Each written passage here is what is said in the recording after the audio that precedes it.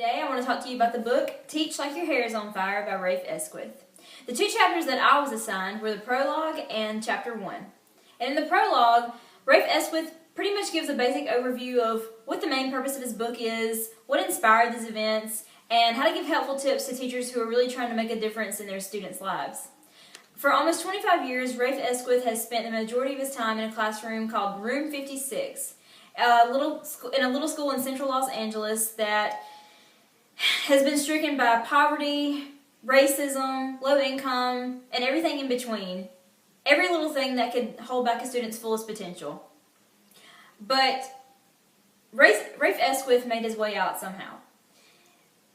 In the story, he talks about how he got into a place where he asked himself the question, was teaching really worth it anymore? Sure, he'd done a lot for his students, he did the best he could, but was he really doing enough? One day, however, everything was changed, and his teaching methods would never be the same. As Esquith describes in the prologue, our culture today has turned into somewhat of a disaster. Between low expectations, students who are ungrateful, and teachers who are even mean-spirited, it's nearly impossible to develop bright and kind and brilliant students. However, Esquith designed Room 56 to be a completely different idea of a modern-day classroom. Rafe Esquith's career was changed one day when a girl in one of his classes who struggled to keep up with the rest of the class and kind of worked at a little bit of a slower pace was having trouble getting one of her lanterns lit in a chemistry experiment. Normally, he said he doesn't step in and try to help because learning is incorporated with failure at some times.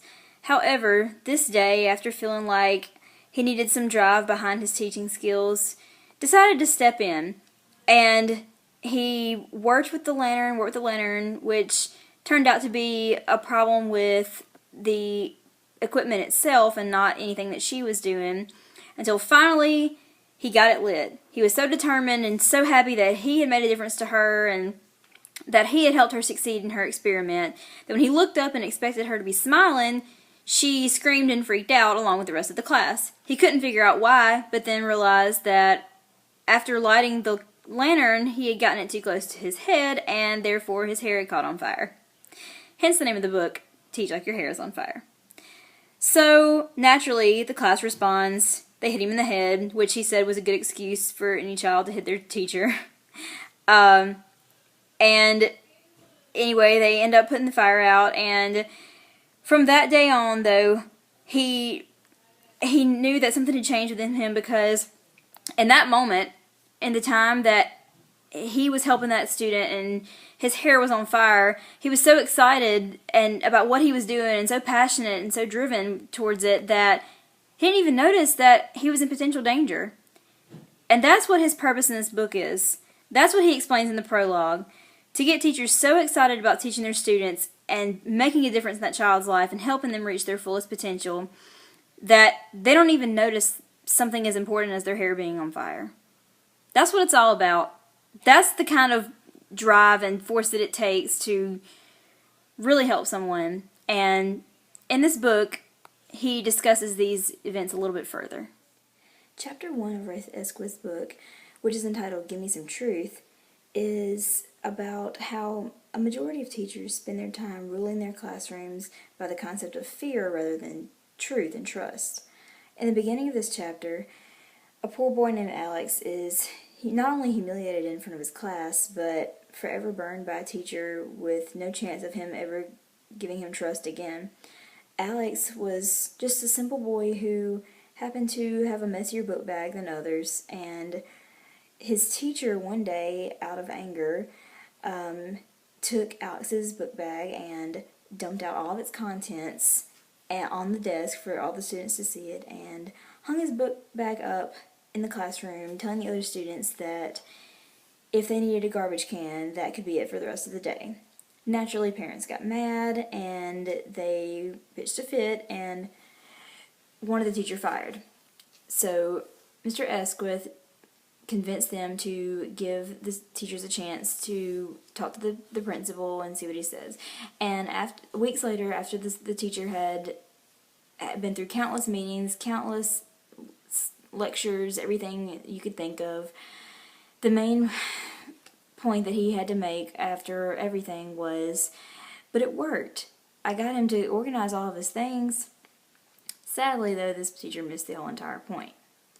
Instead of taking a great opportunity to help Alex become a more organized person through the concept of trust and just guiding him, he forever scarred Alex from ever seeing him as anything more than an ogre, which is actually what Mr. Esquith refers to him as. What Mr. Esquith is trying to point out here is that the main problem that the teacher had wasn't that Alex's book bag was dirty or that he had completely humiliated him in front of the whole class. The problem was that he thought he could maintain order by keeping Alex in fear, and that's where a lot of teachers mess up today. They think if they have no order in their classroom, then they're just a complete failure.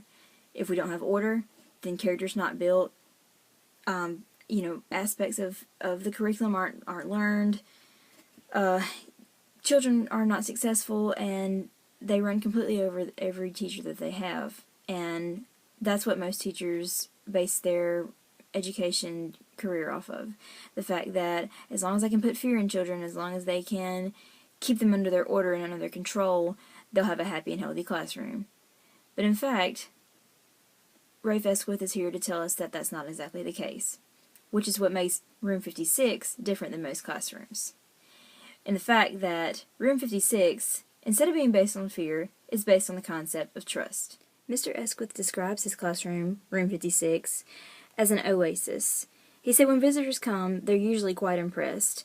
The atmosphere is different, the culture is different, the children are learning, they're having fun, they're surprisingly civil and calm, but there is one aspect that's missing from his classroom that's normally found in most, and that is the concept of fear. Rafe Esquith admitted to using the scare tactics in his earlier teaching careers. He thought that by having a smooth running classroom and a quiet group of students, he was doing something right. But that changed one day after he'd watched a video of a special education teacher and his testimony about a ball that was signed by some Boston Red Sox players. He had inherited this ball that was signed by the 1967 league, and when he brought it home and his son had wanted to play catch, he informed him that they could never use that ball. When his son asked why, he said because a bunch of players that were really famous had signed it. One day, the boy wanted to play catch again, and his father told him not to use that ball, and the son just replied with, "It's okay, Dad, I solved the whole problem. I licked all the writing off." Of course, anybody would have been upset, and of course, Rafe described the dad as wanting to kill his son, but he had to sit back and think, what does this look like from the child's perspective? And from that day on, Rafe Esquith swore to never use scare tactics again to control a classroom, because it's very important to see things from a child's point of view and to understand where they're coming from. The same thing applied with the boy and his son and the Red Sox ball, and it also applies to a classroom. Was it easy for Rafe Esquith to come up with the conclusion to no longer use fear as the controlling factor in his classroom? Absolutely not. He had an ideal class. They were calm and under control. He had them right where he wanted them. But was that really enough? He knew that there were more from those students than what he was getting, and he decided that from then on it would be important to change the culture of the classroom rather than to base everything that they did off of fear.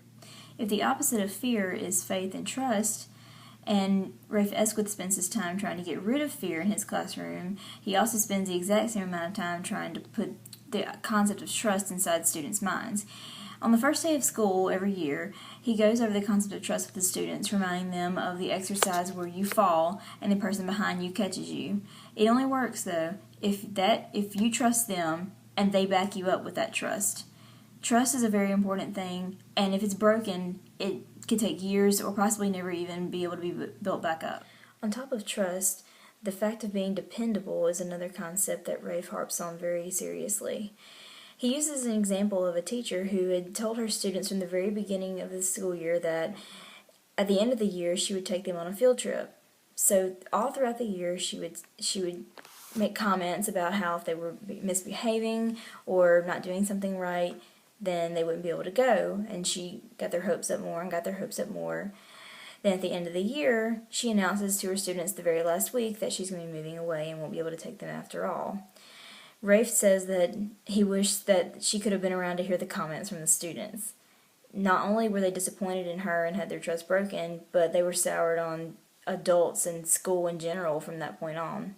And he emphasizes how, because of situations like this, a broken trust has to be avoided at all costs. Another problem that Rafe points out that teachers often do is a lot of times their punishment is completely illogical. It doesn't match the crime at all. Many times students who are even innocent are punished along with students who have done something and there's no reason for it at all. He also gives an example of students who are young actors at his school who were given the opportunity to perform somewhere locally. All the teachers were excited about their opportunity they were given except for one. He describes him as the type who thinks that students can only learn from him. I think we've all had a teacher like that at some point in our lives.